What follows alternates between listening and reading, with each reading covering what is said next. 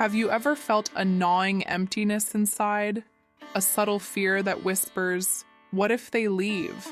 Or perhaps a more profound ache, a ghost of past rejections that suddenly materializes when the one you cherish pulls back, even just slightly. This isn't merely a memory. It is the imprint of abandonment trauma, a powerful unseen force that sabotages your most intimate relationships, transforming potential harmony into a landscape of anxiety and unmet needs. You might be experiencing the relentless cycle of hope and disappointment, observing the same patterns repeat with different individuals, a silent script playing out regardless of the cast. The initial chemistry feels intoxicating, a magnetic pull that promises everything, only to dissolve into the familiar void of distance, misunderstanding, or outright departure. This leaves you feeling exhausted, perhaps even secretly believing there is something fundamentally broken within you, something that prevents true, lasting connection. The insidious fear of your intensity or emotional depth being too much for him, the relentless pursuit of being the perfect woman, calm, independent, interesting, only to still feel like an option, never the ultimate choice. This internal battle between your sovereign I, which instinctively knows its worth, and a mind habituated to external validation, is a profound source of suffering. We are not speaking of superficial self-help platitudes here. We are diving into the very architecture of your inner world, the non-I structures that identify with the pain of perceived loss rather than the boundless nature of your true self. The profound ache of despondency when you realize you have fallen in love with the potential, a projection of your deepest desires, rather than the man who stands before you, is a universal human experience. Yet, it is within this very pain that the seeds of your greatest sovereignty lie. The frustration and emptiness wrought by his silence or emotional unavailability can feel like a direct assault on your inner peace, triggering a visceral panic of abandonment that compels you to accept far less than you intrinsically deserve. This is not about finding tactics to make him stay or strategies to win him over. Such approaches only reinforce the very dependency we seek to transcend. Instead, we turn to the profound wisdom of Raja Yoga, which posits the I as the unshakable center of your being, and the mind and emotions as mere instruments that, left untamed, can create a powerful illusion of scarcity and need. Your will, the very essence of your conscious choice, is the master here. It is the sun around which your emotions, like planets, orbit. When the sun is obscured by the clouds of trauma and attachment, your inner world becomes chaotic, attracting external reflections of that very disarray. The ancient Vedic traditions, particularly the teachings of Sri Caitanya, offer not just a diagnosis, but a radical cure for this deep-seated abandonment wound. Sri Caitanya Mahaprabhu, through the path of Bhakti Yoga, revealed a profound truth. The ultimate abandonment is not by another human being, but the abandonment of our true spiritual identity, our eternal connection to the divine. When we are disconnected from our source, we frantically seek to fill that void with external attachments, projecting our deepest spiritual needs onto finite human relationships. This desperate search creates the fertile ground for abandonment trauma to flourish, because human beings, by their very nature, are impermanent and limited in their capacity to fulfill our infinite spiritual longing. The profound insight here is that the fear of abandonment is, at its root, a spiritual amnesia. It is the soul's cry for its original connection, mistaking the symptom, a partner's withdrawal, for the disease, a fundamental disconnection from the true self, or the divine. Sri Caitanya's teachings, therefore, do not offer superficial dating advice, but a complete reorientation of consciousness. He invites us to reclaim our internal power, not through manipulation or control of others, but through the cultivation of a steady, unwavering devotion to the divine, which then permeates and purifies all our earthly relationships. This isn't about becoming distant or cold, it's about becoming so replete within yourself, so anchored in your own spiritual center, that the actions or inactions of another can no longer destabilize your fundamental peace. It's about transforming the insatiable thirst for external validation into an overflowing wellspring of self-knowledge and divine connection. This journey requires introspection, a willingness to observe the mind's machinations, and the courage to reclaim your sovereign I, the piercing anxiety that grips you when you await a response, the feeling that your entire self-worth hangs in the balance of a text message or a phone call, is a vivid manifestation of the abandonment trauma at play.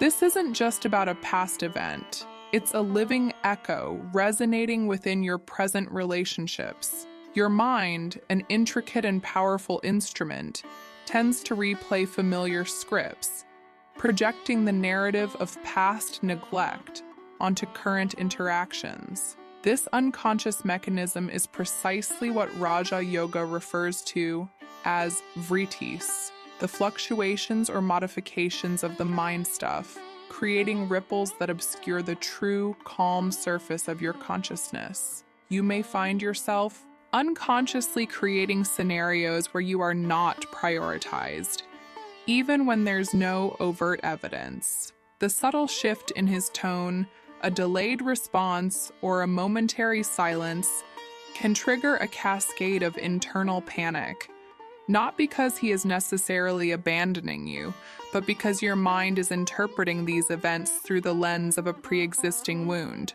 This is the non-I taking over, identifying not with your eternal sovereign I, but with the fleeting emotion of fear, the narrative of potential loss, the exhaustion of striving to be the perfect woman, calm, independent, interesting, yet still feeling like an option, is a direct consequence of operating from this reactive, non-I state. You are trying to control an external outcome, his affection, his commitment, from a place of internal disarray, rather than cultivating the inner peace that naturally attracts and sustains genuine connection. Consider the common misconception that intense chemistry equates to a deep soul connection. Often, what we perceive as undeniable chemistry is, in fact, the magnetic pull of unresolved karma, a mirror reflecting our own unhealed wounds. The powerful attraction might be an invitation for deep healing,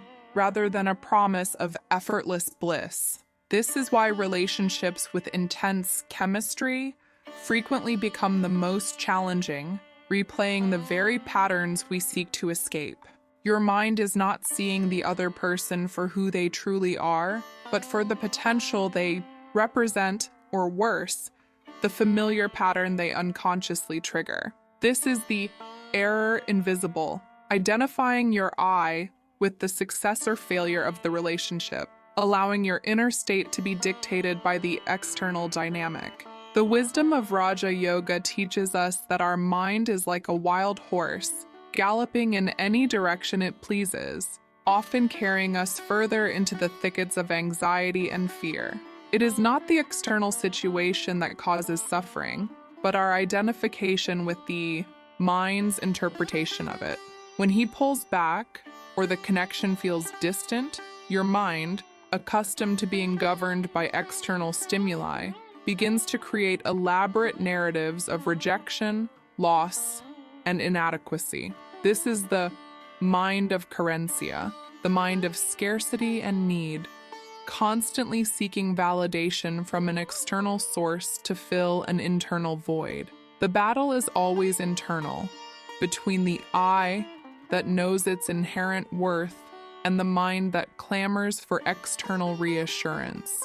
The frustration and emptiness caused by his silence are not merely a reaction to his behavior. They are a profound invitation from your deeper I to observe the mind's restless activity. This observation, without judgment or immediate reaction, is the first step towards reclaiming your inner power. It is an exercise in will, in consciously choosing to disidentify from the tumultuous emotions and the frantic narratives spun by the non-I. The panic of abandonment, that visceral dread, is a prime example of the mind's subconscious programming, compelling you to accept less than you deserve, all to avoid a perceived reenactment of past pain. It's a cycle of hope and disappointment that drains your vital energy, leaving you hesitant to trust again. This cycle is not your destiny. It is a pattern of the mind. And like all mental patterns, it can be observed, understood, and ultimately transmuted by the conscious I. The relentless cycle of hope and disappointment, the unsettling familiarity of repeating patterns in your relationships is not a coincidence. It is an intricate dance of karma and dharma, woven into the fabric of your soul's journey. Karma is not merely about punishment or reward. It is the natural law of cause and effect, where past actions, thoughts, and even intentions create impressions, samskaras, within the mind, which then manifest as recurring experiences in your present reality. This is why you might find yourself repeatedly attracting partners who are emotionally unavailable, who betray trust, or who trigger your deepest fears of abandonment, not because you are flawed, but because these relationships are precise reflections, mirrors offering you the opportunity to see and transcend these deeply ingrained patterns. The Bhagavad Gita, a cornerstone of Vedic wisdom, speaks of the conflict between one's dharma, the soul's intrinsic purpose and duty, and the attachment to the fruits of action, or the outcomes of our endeavors, especially in relationships. When we become excessively attached to a specific result in a relationship, say his commitment, his validation, his unwavering presence, we fall prey to the illusion that our happiness depends solely on that external outcome. This attachment creates suffering,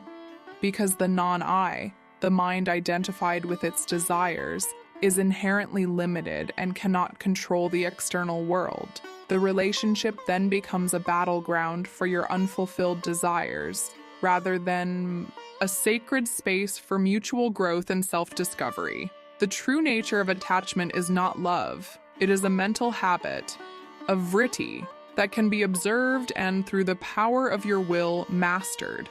The confusion between overwhelming passion, often an illusion, fueled by projection, and real love, a conscious, grounded connection, is a crucial distinction. Many believe that intense suffering or emotional turmoil in a relationship signifies true love. This is a dangerous romanticization of pain. In the Vedic understanding, real love, or prema, is characterized by selflessness, wisdom, and liberation, not by the anguish of dependency. What often feels like undeniable love is, in fact, a powerful karmic pull, designed to bring deeply embedded patterns to the surface for healing. Consider the shadow aspects within yourself, those parts of your being that you have disowned, repressed, or judged. Often the very qualities that frustrate or hurt you in a partner are reflections of your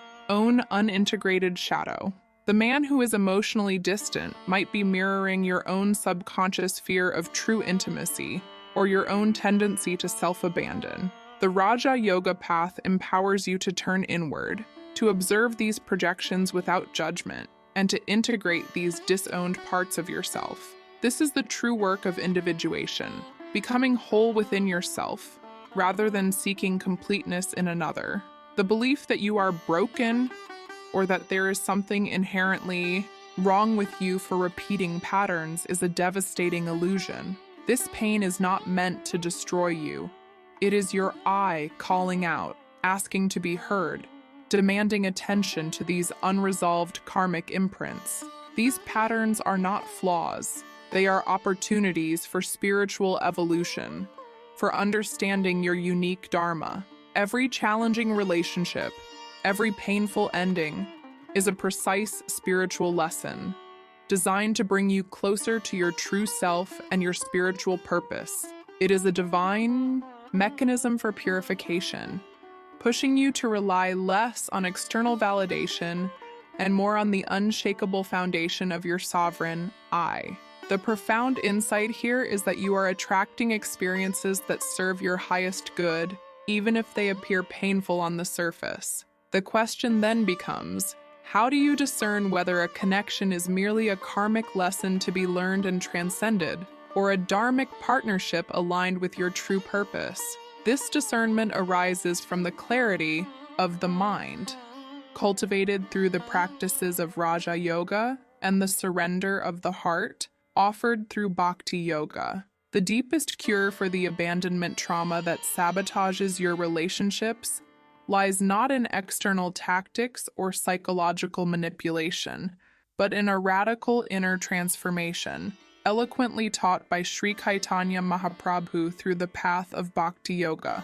This is not a superficial self-love mantra, but a profound reorientation of your entire consciousness, moving from a fragmented, externally dependent state to one of complete inner sovereignty. Sri Caitanya emphasized the chanting of the Hare Krishna mantra as a primary means to purify the heart and mind, dissolving the illusions of the non-I and awakening the dormant love for the divine within. This divine love, once ignited, becomes the ultimate source of fulfillment, making you whole and complete, regardless of the external circumstances of your human relationships. The error that 99% of women make is attempting to control the mind of another before mastering their own. This stems from a fundamental misunderstanding of power.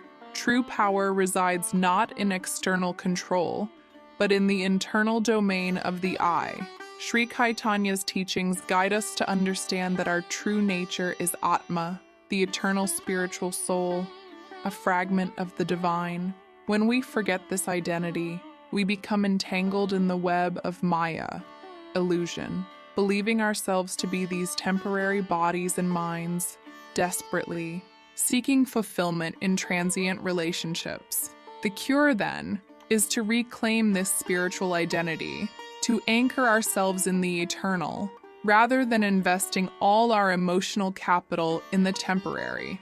How does Bhakti Yoga lead to inner sovereignty? By shifting the object of your deepest devotion and longing. When your heart becomes primarily devoted to the divine, your human relationships are naturally purified. The desperate need for validation, the fear of loss, and the intensity of attachment diminish because your ultimate source of happiness is no longer dependent on the fickle nature of human beings. This doesn't mean becoming aloof or emotionless. It means loving from a place of abundance, not scarcity.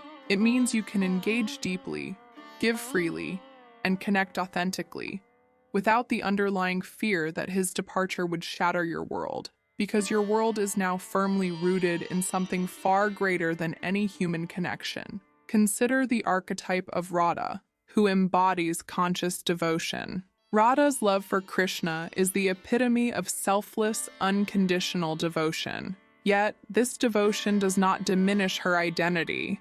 It defines it. Her love is not needy or dependent. It is an overflowing spring of spiritual bliss that purifies everyone it touches. She teaches us how to love with complete surrender, without losing our identity, because her identity is rooted in her eternal relationship with the divine. This is the essence of loving without losing your true self, aligning your love with your highest spiritual purpose. The so-called sacrifices in love that leave you depleted are often manifestations of the non-I seeking external approval. True devotion, in the bhakti sense, is an act of empowerment, enriching both the giver and the receiver, because it flows from an inexhaustible divine source. The secret of Raja Yoga to dominate the anxiety of waiting, coupled with bhakti, is to transform moments of perceived abandonment into opportunities for deeper spiritual connection. When he is silent or distant, instead of allowing your mind to spiral into fear and speculation, use that moment as a retreat for your sovereign I. This is not about playing games or feigning disinterest.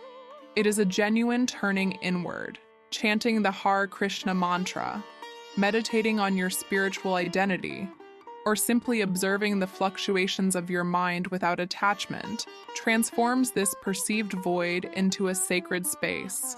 This practice aligns your inner world with the ultimate reality, reminding you that your true peace is internal, unwavering, and not contingent upon anyone else's actions. This is how you transmute the anxiety of waiting into powerful energy of attraction, by becoming a magnet for conscious connection, because you are no longer operating from a place of lack, but from a place of spiritual fullness. The journey from the deep-seated abandonment trauma to true emotional sovereignty is a profound spiritual undertaking. It requires more than superficial psychological advice. It demands a radical reorientation of your inner world, a conscious shift from identifying with the fleeting non-I to reclaiming the unshakable power of your sovereign I. We have explored how the echoes of past abandonment manifest as repeating karmic patterns, drawing us into relationships that mirror our unhealed wounds. These are not punishments, but precise opportunities for growth, invitations to delve deeper into the nature of attachment and the illusion of loss. The wisdom of Raja Yoga empowers you with the tools of self-mastery, enabling you to observe the restless fluctuations of your mind, the anxieties, fears, and projections, without becoming ensnared by them. Your will, the very essence of your conscious choice, is your most potent instrument in this process. It allows you to gently, yet firmly, redirect your attention from the external drama to your internal center, dismantling the mind of carencia that constantly seeks validation outside yourself. When you practice this disidentification, you begin to experience a profound sense of inner peace, a calm that remains undisturbed even amidst the turbulence of external circumstances.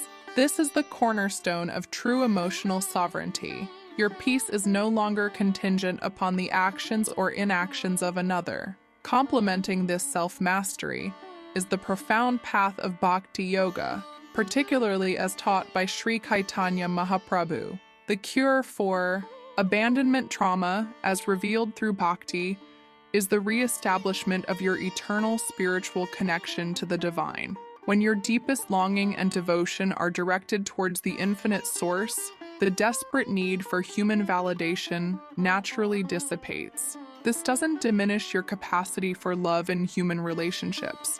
On the contrary, it purifies and elevates it. You begin to love from a place of fullness, not emptiness, from abundance, not scarcity. Your relationships transform from arenas of need and demand into sacred spaces for mutual growth, respect, and selfless exchange. The archetype of Radha teaches us how to love with complete conscious devotion without ever losing our own intrinsic identity, for her identity is eternally rooted in her divine connection. The pain of abandonment, while deeply agonizing, is ultimately a powerful catalyst. It is your I signaling that it seeks a deeper truth, a more profound source of security and fulfillment than any external relationship can provide. By embracing the principles of Raja Yoga, you learn to become the unwavering observer of your own mental and emotional landscape. By integrating the wisdom of Bhakti, you redirect your heart's natural yearning towards its true, eternal object. This dual approach fosters an unshakable sense of self-worth and inner completeness. You cease to be a choice seeking external validation, and instead become your own center of power, radiating a magnetic field of conscious presence that attracts relationships aligned with your highest spiritual truth.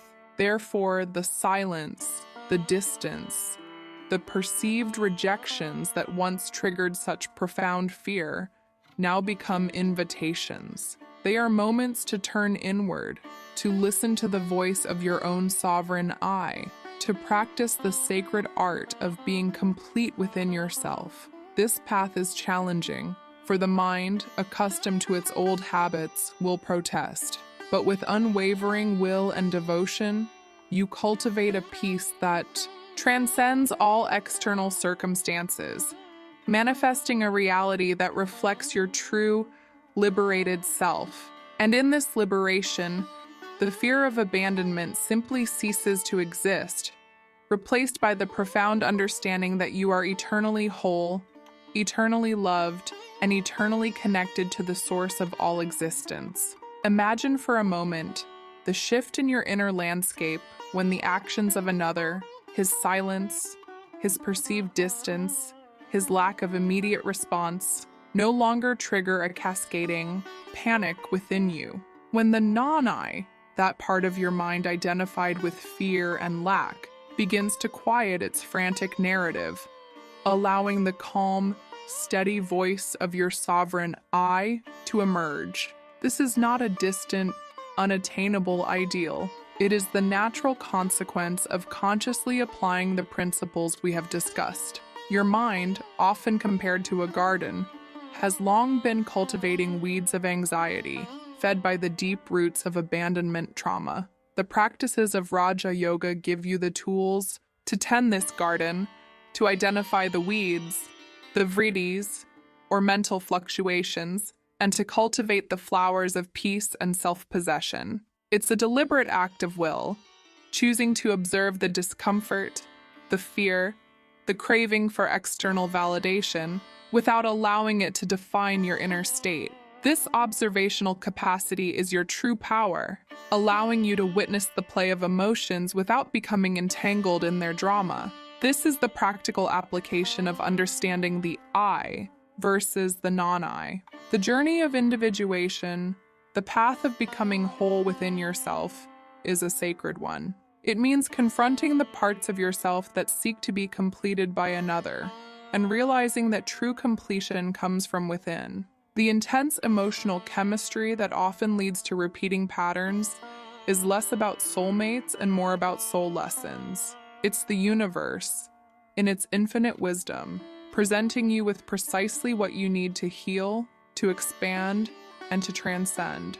This perspective transforms pain into purpose, disappointment into discernment. Think of the I as the central sun of your being. Your emotions, thoughts, and even your physical body are like planets orbiting this sun. When the sun is obscured by the clouds of fear, attachment, and past trauma, the planets lose their alignment, creating an inner chaos. But when you consciously center yourself in your I, when your will becomes the guiding force, then everything else naturally falls into its rightful place. This is where your strength truly lies, in this unwavering internal alignment. And what of the solitude that can sometimes permeate even a relationship, or the profound loneliness that often follows a perceived abandonment? This is not a void to be frantically filled.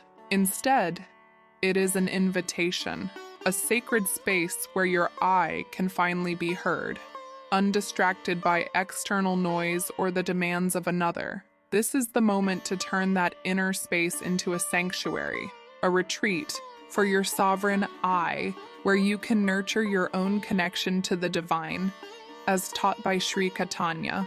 When you feel that old ache surfacing, that deep-seated fear of being alone, remember that this is precisely the moment to lean into your own spiritual practice, to remember your inherent completeness. This act transforms the void into a profound presence, ensuring that whether you are with a partner or walking your path alone, you are always profoundly connected to your source of peace and power. Your calm, then, becomes the most powerful force for change, not just within you, but in the dynamics of all your relationships. The journey towards transcending abandonment trauma and cultivating true inner sovereignty is a continuous path, one that invites deep introspection and consistent practice. This is not about fleeting inspiration, but about forging a new way of being. If the resonance of these words has touched a familiar chord within you, if you feel the stirring of your own sovereign I seeking to reclaim its power, then this is your invitation to begin the deeper work. We have only just begun to scratch the surface of this profound wisdom. To continue this journey of liberation, to truly understand how to transmute the anxieties of the mind into unshakable inner peace, I invite you to engage more deeply with these teachings. Begin by setting aside dedicated time each day for inner observation. When a trigger arises, when the familiar grip of anxiety around abandonment attempts to take hold, do not immediately react. Instead, observe your mind. Witness the thoughts, acknowledge the emotions, and gently remind yourself that this is the non-I reacting. My true I remains sovereign. This simple practice, consistently applied, is a powerful exercise of your will. For deeper purification and connection to your spiritual center, consider incorporating a meditative practice, such as the chanting of the Hare Krishna mantra, into your daily routine. This sacred sound vibration has the power to cleanse the heart of deep-seated anxieties and attachments, awakening your dormant spiritual love and anchoring you in a peace that transcends external circumstances. If you found this message to be a beacon of clarity and power, I encourage you to subscribe to this channel. Join our community of introspective women who are committed to true self-mastery and spiritual liberation in their relationships. Your journey towards unshakable inner peace, regardless of external circumstances, starts now. Let us continue to explore the depths of Raja Yoga and Vedic wisdom together.